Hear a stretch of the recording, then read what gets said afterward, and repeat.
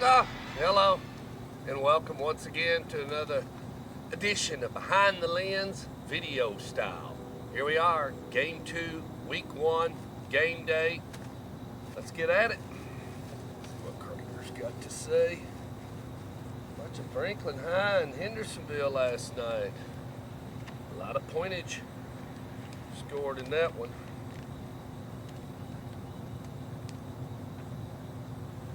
Oakland, sir, strong. Notice the strong ground attack. Tom Krager. Tom's shooting the photos and writing the articles. Patriots roll up 335 in week 0. Refocus Blackman will take down Pearl Cone. Tom Krager.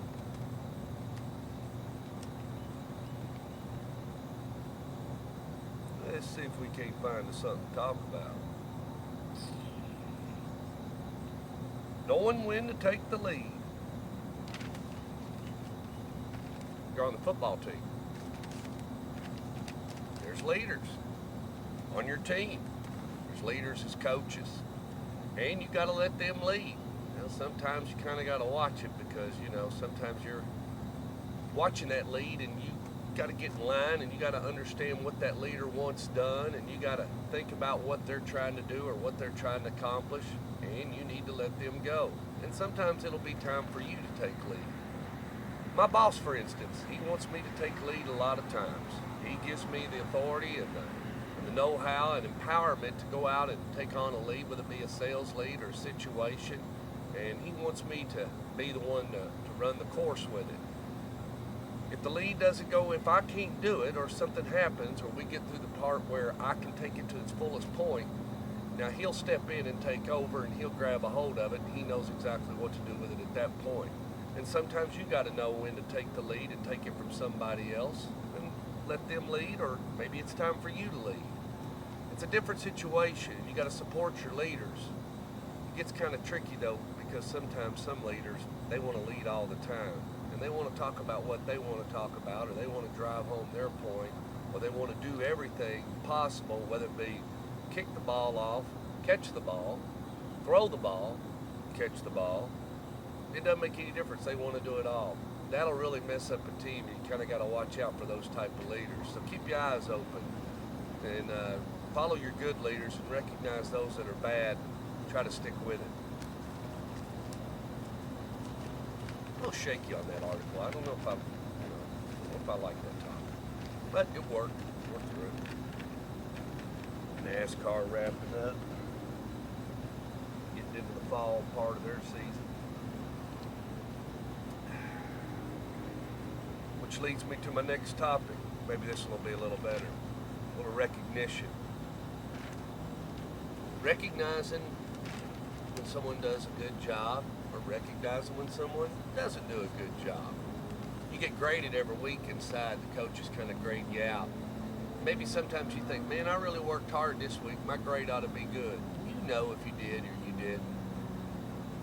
If your leader's good, he'll recognize the work you do and he'll always oblige you.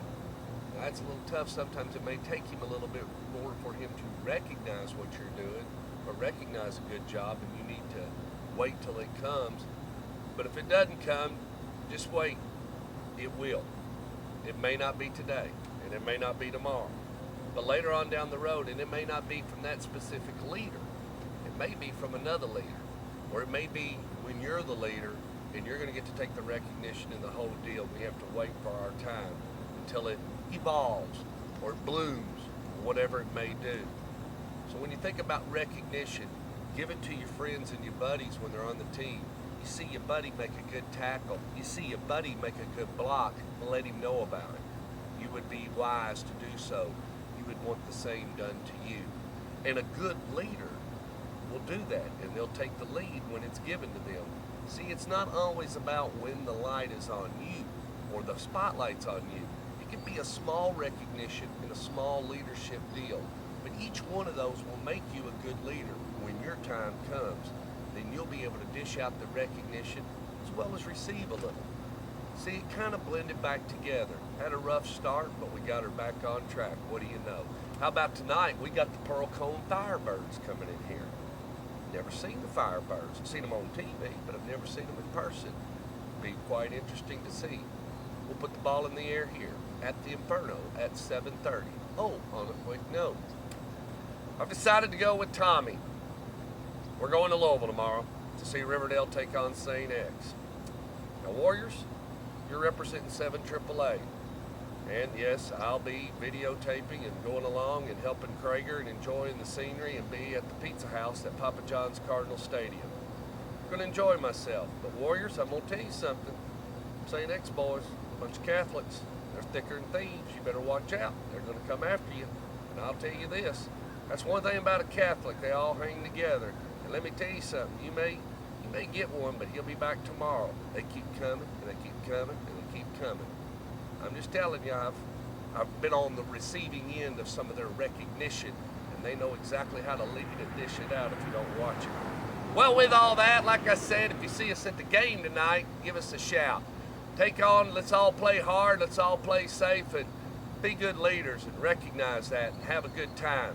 From a man who truly delivers, if you see us at the game, give us a shout. God bless, take care. The Stork.